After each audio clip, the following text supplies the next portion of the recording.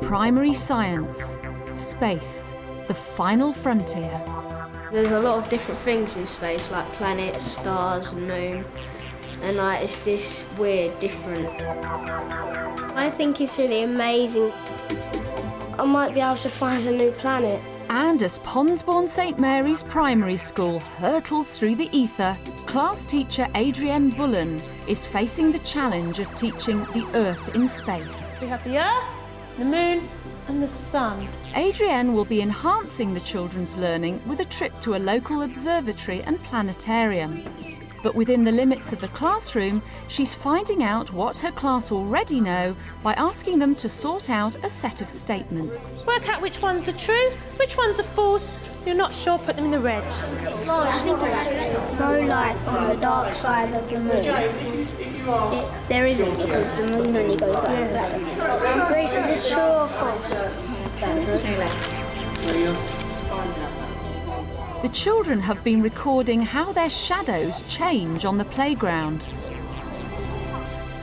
It may look like one small jump for Fred, but it's a giant leap in investigating the Earth and Sun and night and day.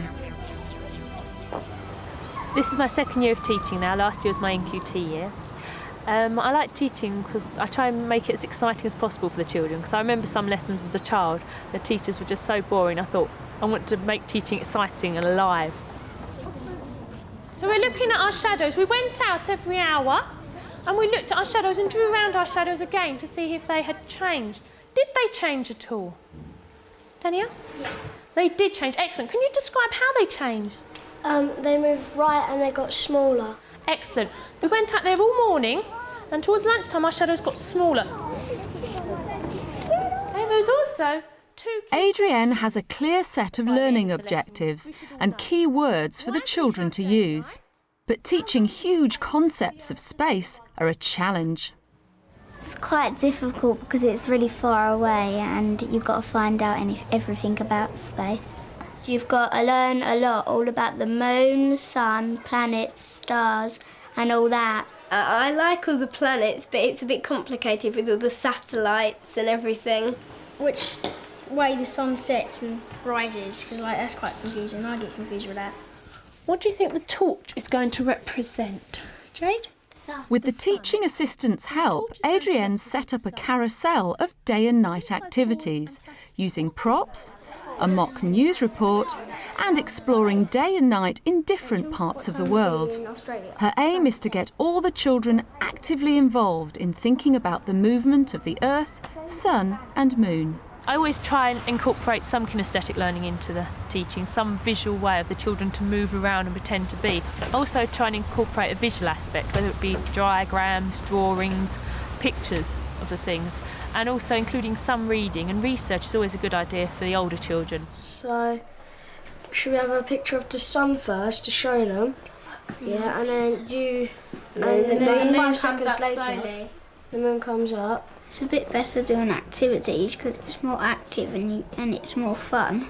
What I like best about science is that you can experiment all different things and you can try out new things. Children enjoy activities more than just reading or doing writing. Gets you more involved and you learn. And then the moon goes round the Earth. By making themselves into the Earth and spinning round, the children can see that day and night happen simultaneously in different parts of the world. What time would it be in Australia? Midday. Max, what time would it be in Great Britain? Midnight. We learn about night and day and how night and day comes and everything, by the Earth spinning on its axis. Because we're acting it out and we're all involved, then we can learn it easier. Another group is creating a drama to explore hypothetical questions.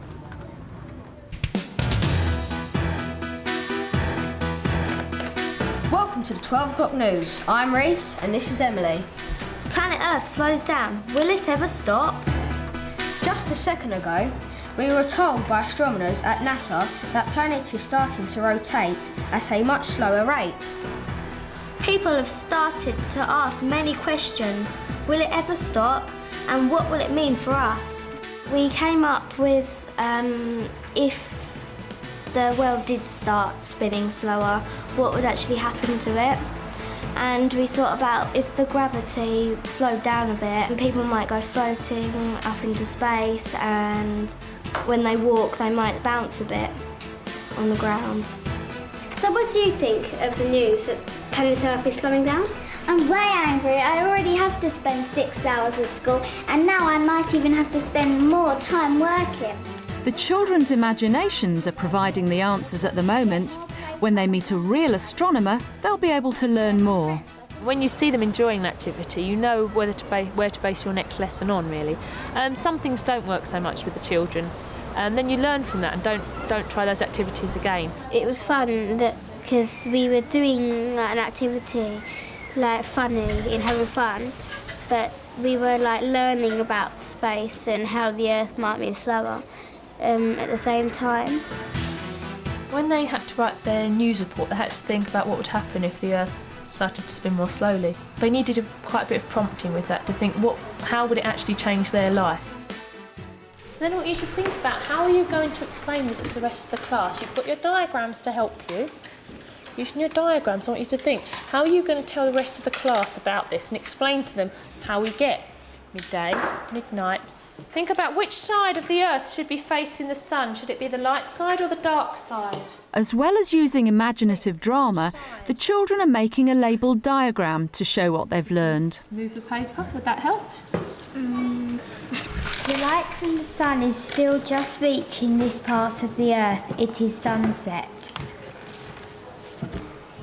What we're going to do now is to check back at what we were supposed to learn this lesson and see if we have. Okay, so we're going back to our original learning objectives and our key questions.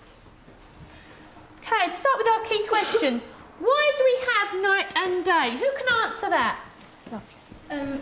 Because the Earth spins on its axis, and when it moves around, the sun shines on different places, and so like the Earth doesn't all get the sun at once. Excellent. So it's all to do with the Earth's spin, and if it's facing the sun or is away from the sun, that's how we get night and day. Okay, so who's looking forward to the trip to the planetarium? Yay! Some of the questions we've thought of today about the eclipses are something we could ask the astronomers when we visit next week. Okay? At the end of the school day, Adrienne meets up with head teacher Tracy Gaeteri. So how do you think it went today? I think it went quite well. The children all understood the learning objectives, and by the end they could tell me why we have night and day and how long it takes the Earth to spin on the axis. We started looking a bit about eclipses as well, but hopefully we'll look in more detail at the planetarium next week. So do you think this was quite useful to start off with using these? Yeah, definitely. It gave me an idea of what the children knew already, although they mostly did it in pairs. Some of them I saw looking over each other and wondering what the right answer was. But I'm really surprised that you didn't get a lot more unsures. The children confidently went for false or true, didn't they? Yeah. Whether they actually were right or wrong. I think space is quite a hard topic for the children to grasp because even scientists find it confusing. Well, even adults. Adults as well. Exactly. So it's hard to portray it across to the children. Because there's so many questions unanswered, and children like to have their questions answered, don't they? So they expect us to be the sort of the font of all knowledge, and there's so many things that we still don't know. A lot of the science topics that we do at school is obviously very hands-on, very practical. We go out to the woodlands, we grow plants. But it's very different, this topic. So have you found the children are still motivated, still willing and interested to learn? Yeah, definitely. Children are still very motivated, even though, like you say, it's not so much a practical topic. I think it's because there's a lot unknown about space and the planets. It's a bit of a mystery to them. So even though they find it hard, it's still very exciting to learn about. Well, also it leaves the boundaries open again for them to research things of their own interest, follow their own interests, isn't it? Which we try to promote. So you and the children looking forward to going to the planetarium then? Yes, definitely. I think they're looking forward to seeing what's in the sky and looking at the planets. Reflecting on the lesson points up for Adrienne just how challenging teaching about Earth in space is, and how valuable it is to have a more direct experience.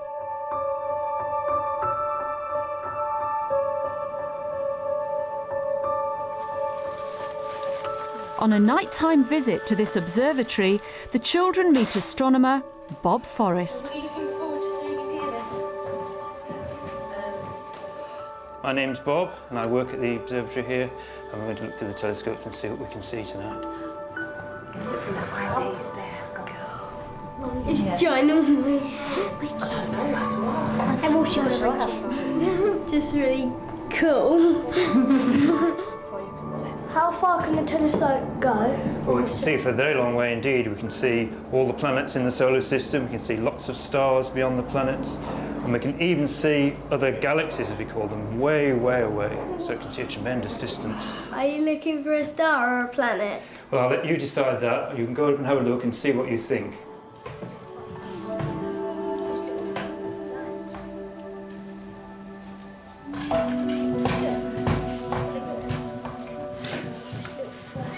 What can you see, Alex? I can see like little dots. Yeah, I can see two. And you're all correct then, because it is in fact it's a pair of stars, and if you look carefully, you'll be able to see that there are different brightnesses. One's brighter than the other, and also they are slightly different colours. One is blue and the other one is sort of yellow. That is actually because the stars are at different temperatures, and some stars are like the sun. The yellow star is like the sun. The blue one is actually hotter than the sun. This is the perfect opportunity for the children to put their classroom learning into context and tap into the knowledge of an expert like Bob. If the Earth slowed down, would there be longer nights and days? Yes, that's absolutely what will happen, yeah. As the Earth slows down, then each day will get slightly longer. And in fact, the Earth is slowing down. It's a very tiny amount, so you'd never notice it, but it is slowing down a little bit every day. So every day and every night is very slightly longer than the one before. Does space ever end? No, it just goes on and on and on and on. It's huge, absolutely huge, much bigger than any of us can imagine. It's not just the children who are fired up by the visit. Their parents have caught the space bug too. Well, I think it's a very good idea to bring them out to something like this, and I think all children should have the opportunity to do so. It was better than I thought because I didn't know about the blue stars and yellow stars. When he said that, I was quite surprised. To see, the different planets, the stars, it's a great opportunity for them. It opens their horizons to what they're learning, and to come here to a place like this, it's a great opportunity. I think it would be quite cool to do what Bob's job is, because if there was a meteor coming down to hit Earth, you'll be the first one to know about it. In 15 years, we could all have found a galaxy and we could be living on another planet or something. Something like this could have an impact on their future career, if not a one-off chance to see what it's like to be in something like this. I wish I had the chance when I was young. It would have changed my whole career, possibly.